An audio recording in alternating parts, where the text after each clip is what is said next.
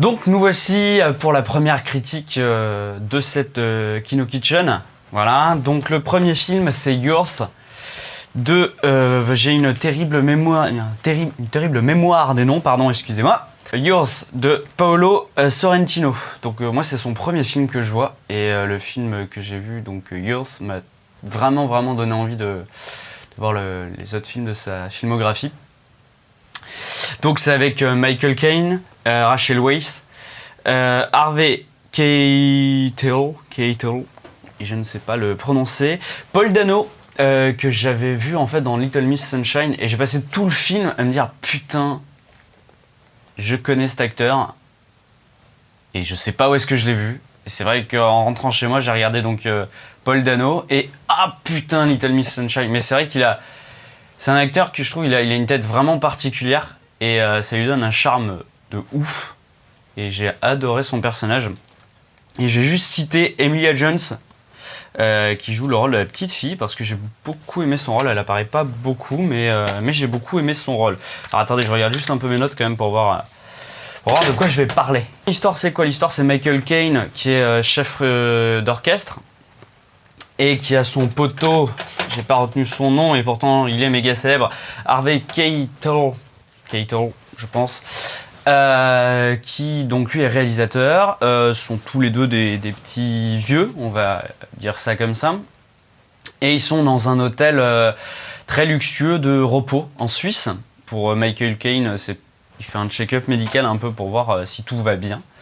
Contrairement à son poteau qui lui est toujours réalisateur et qui continue à travailler, Michael Caine lui a pris sa retraite.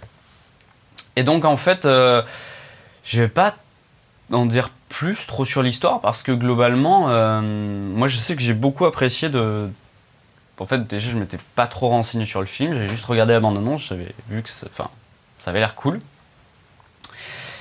J'adore Michael Caine, donc ça jusque-là, ça m'a incité à aller le voir. Et puis Rachel Weisz aussi, qui est vraiment une très bonne actrice. Je vais faire une petite précision, tous ceux qui veulent aller voir le film, parce que peut-être avec le peu que je viens de vous dire, je vous ai peut-être déjà convaincu, allez-y et regardez pas trop ma chronique, parce que ça vous en dirait peut-être un peu trop, sachant que j'ai beaucoup aimé ce film, je vais beaucoup en parler, et je vais peut-être en dire un peu trop. Donc si vous voulez aller le voir, allez-y, il n'y a plus beaucoup de salles qui le diffusent. C'est dommage, je fais cette critique un petit peu tard, mais essayez de trouver un moyen de le voir. C'est très intéressant de découvrir où le film nous amène. Globalement, c'est des tranches de vie en fait, avec différents personnages. Donc comme je disais, il y a aussi Paul Dano qui joue le rôle d'un acteur qui cherche son personnage, et c'est très bien. Enfin, moi j'ai beaucoup aimé. Globalement, ce film, moi je l'ai adoré. C'est sûrement mon coup de cœur de l'année 2015. Il est comme ça, c'est un film quand même qui se veut quand même assez drôle. Il y a plein de moments où tu rigoles, par exemple, voilà, sur juste les images au générique. Tous les pensionnaires de l'hôtel se déplacent un peu comme des zombies, et il y a vraiment un décalage hyper drôle là-dessus.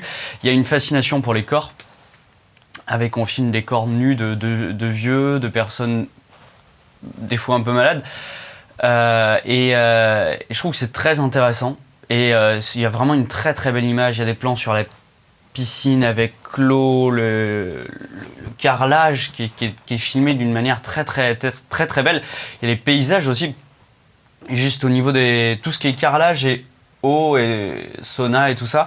J'ai un peu pensé à The Lobster en fait, avec Rachel Weisz aussi, et Colin Farrell, où il y avait quelques plans un peu, je vais pas dire similaires, mais qui m'ont fait penser en tout cas sur la façon de vouloir rendre esthétique ces lieux, vraiment avec un travail avec l'eau, comment encadrer tout ça, et c'était super intéressant et super beau. Et donc dans ce film là c'est absolument magnifique. Il y a de très beaux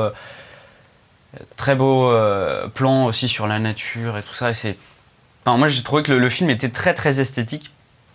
Il y a des plans moi que j'ai trouvé aussi assez intéressants. Par exemple, il y a une plateforme tournante en fait sur laquelle les musiciens tous les soirs, il y a des activités, il y a des musiciens qui viennent jouer pour distraire les pensionnaires. Et en fait, ils sont sur une plaque tournante. Et je crois que c'est au tout début du film où ça commence. En fait, la caméra est sur la chanteuse. qui elle tourne. Donc la caméra tourne avec la chanteuse et donc en fait tout tourne autour de la chanteuse. Et c'est hyper intéressant, ça fait un plan vraiment cool. Donc voilà, alors ensuite les musiques c'est hyper important dans ce film et moi j'ai adoré. Je suis musicien, j'adore la musique et donc pour moi ce film m'a vraiment frappé. La musique est hyper importante. Pourquoi ? Parce que déjà le personnage principal est un chef d'orchestre. Il est constamment un peu en recherche de la musique. Par exemple, il a ce tic avec son paquet de bonbons vides, enfin qu'il a mangé, c'est juste le papier, pardon, pas le paquet, où il tape le tempo. Pour lui, le moindre son, la moindre crispation dans l'air, ça lui fait penser voilà, à une mélodie, un tempo et tout ça. Et ils essaient vraiment de le faire ressentir. Enfin, en tout cas, dans le film, moi j'ai trouvé que vraiment il y avait une très bonne qualité de la BO. On va à la pop, de la variété, des trucs plus électro, des trucs traditionnels. Donc on a de la musique traditionnelle suisse, on a une reprise de Florence and the Machine qui est hyper intéressante. Et il y a beaucoup de choix hyper intéressants. Il y a plusieurs musiciens, c'est des vrais musiciens et ça se voit. Il y en a qui jouent il y a une chanteuse d'opéra qui joue son propre rôle. Voilà, et il y a une vraie volonté de faire de la musique quelque chose de très important dans le film. Et c'est vraiment des bonnes musiques qui sont bien choisies, toujours bien utilisées. Et ça, pour moi, ça a été vraiment un point très fort et ça sublime pour moi chaque scène. Là où c'est pas mal aussi, j'ai beaucoup trouvé, il y a un gros rapport à l'amitié à travers les âges, parce qu'on retrace un petit peu avec donc, ces deux personnages un peu plus vieux. Donc eux, ils parlent de leurs souvenirs, mais on voit que qu'ils sont restés potes tout du long, mais voilà, ils décident entre guillemets de parler que des bonnes choses et pas des choses négatives. C'est cool de voir comment cette amitié a été gérée. Et c'est ça qui fait un peu tout le film aussi, puisqu'entre eux ils se font des blagues et c'est cool de voir des vieux parler de leur prostate comme ça, problème de prostate. Donc voilà, y a un truc sur la confrontation des générations qui est très intéressante. Donc déjà effectivement avec les deux personnages qui reparlent un petit peu de leur passé, on voit comment ils ont vécu leur jeunesse et tout ça. Mais il y a aussi donc un plus jeune Paul Dano, qui donc joue le rôle d'un acteur qui cherche son personnage et tout ça, qui donc lui est aussi dans la création artistique, donc avec un petit peu voilà comme les deux personnages principaux. Et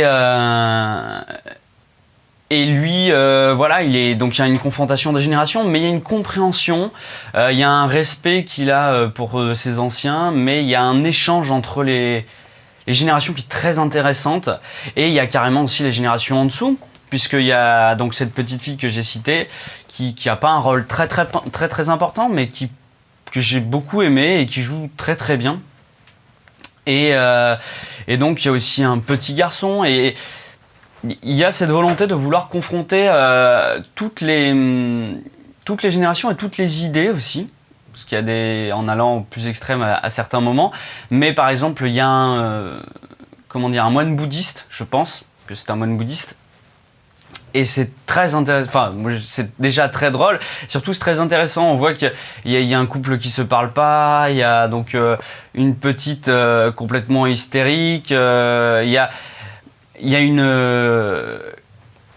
une masseuse qui a du mal à parler, mais qui au contraire s'épanouit avec la gestuelle et le fait de masser. Et il y a des plans sur elle en train de danser toute seule devant sa télé qui sont, mais moi je trouve, d'une beauté et d'une poésie incroyable. Juste pour revenir sur Paul Dano, qui pour moi, pendant tout le film, j'avais envie de lui faire des câlins, parce que c'est vraiment le personnage qui essaie de comprendre tous les personnages qui l'entourent, pour essayer de s'imprégner pour son rôle de toutes ces personnes. Et à plein de moments, il est extrêmement touchant. Et en fait, il y a un moment où en fait, le problème de ce personnage, c'est que il a joué un rôle qui l'a rendu super célèbre, et tout le monde maintenant le cantonne à ce rôle. Et il y a un moment, donc, il croise la petite fille donc, dans un magasin d'horloges, d'ailleurs, avec un plan super sur toutes les horloges, qui est super beau.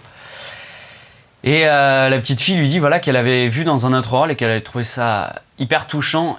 Et il fait une tête à ce moment-là qui est juste, t'as qu'une envie, c'est de le prendre dans tes bras, parce que le gars est tellement touché par ce que la petite lui dit. Enfin, moi, ce personnage, j'ai vraiment adoré. Et dans ce film, il y a aussi une vraie volonté de vouloir placer l'artiste comme un artiste incompris, en fait, tout simplement. Parce que, donc voilà, avec Paul Dano dans son rôle d'acteur cantonné à un seul rôle, et donc Michael Caine dans son rôle de compositeur où on lui demande tout le temps de jouer un morceau, alors qu'il en a composé une flopée d'autres. Et il y a cette petite critique, voilà, de...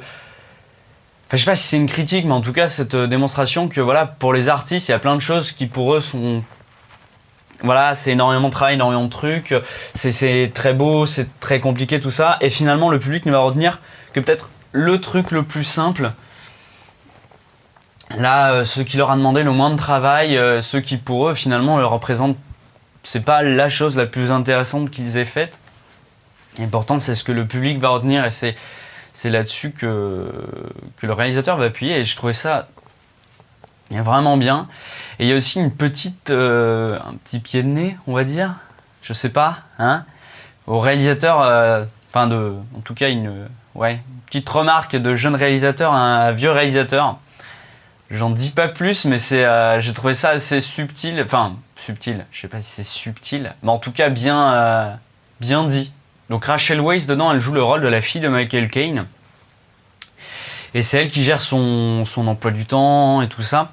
Et finalement, elle va vivre quelque chose un peu, de bien triste quand même. Et c'est intéressant aussi de voir la manière dont elle se reconstruit dans le film. Et le truc de vraiment cool aussi, c'est qu'il y a une multitude de petits personnages qui sont, je veux dire, pas forcément utiles, mais en fait pour moi si, ils sont vraiment utiles à l'ambiance de l'histoire. Mais on n'en sait pas beaucoup sur ces personnages, mais on en sait à chaque fois suffisamment, et tout ça c'est grâce à la mise en scène. Il y a des plans qui sont très bien travaillés, il y a des plans avec une prostituée qui sont, je trouve, presque très poétiques des fois, et t'es là, vraiment ils sont très beaux et très bien. Et tout est très symbolique, et chaque personnage, quand il apparaît, il a une petite caractéristique qui fait que... Et ce que j'ai beaucoup apprécié aussi, c'est que finalement, j'ai pas trouvé qu'il y avait de personnages si clichés que ça. Alors oui, on voit une classe sociale quand même, globalement, c'est des très riches qui sont dans cet hôtel-là, mais on a quand même des êtres humains, et j'ai trouvé ça superbe, vraiment superbe. Et juste parler 30 secondes de la fin. Voilà, la fin, elle est belle, un peu inattendue, et bien trouvée, et elle vaut le coup. C'est un film qui est lent, qui prend son temps, mais qui va un peu partout, dans le sens, voilà, il va être très drôle, il va être chargé d'émotions, il va être très triste, il va y avoir des plans pour sublimer les choses. Il y a un plan de Michael Caine dans la forêt qui est absolument magique, qui est beau. Rachel Weisz dedans, qui est incroyable aussi, qui a un moment qui a un plan séquence quand ils sont en train de se faire... alors c'est pas masser, c'est recouvrir. Debout, c'est un soin, je sais plus le nom. Et elle a un plan séquence là-dessus, moi j'étais... Et il y a Michael Caine qui a une tirade aussi où, oh là là, l'émotion monte, mais c'est de la bonne émotion. J'ai trouvé que c'était vraiment de la bonne émotion. Il y a plein de choses qui sont intéressantes. Et pour moi, c'est presque en fait l'achèvement pour moi, c'est presque la représentation en fait de la vie potentielle du compositeur en fait de musique, dans le sens où il y a de tout. Il y a du vieux, il y a du jeune, il y a du gentil, il y a du méchant, il y a des gens qui s'expriment, il y a des gens qui gardent pour eux, il y a des gens qui se contentent de la beauté, d'autres choses, et c'est hyper intéressant. Et pour moi, c'est vrai que c'est un vrai film qui parle de musique sans en parler presque en fait, parce que c'est un peu le thème du film, mais c'est pas non plus le truc qui est rabâché, mais c'est très très drôle. Alors après, il faut aimer un peu les films un peu lents, mais je ne saurais que trop vous conseiller ce film. Allez le voir, il est magique. Moi j'ai adoré. ouais, je pense que c'est mon coup de cœur de l'année 2015. Voilà. Je vais arrêter de peut-être trop vous le vendre. Juste allez voir ce film.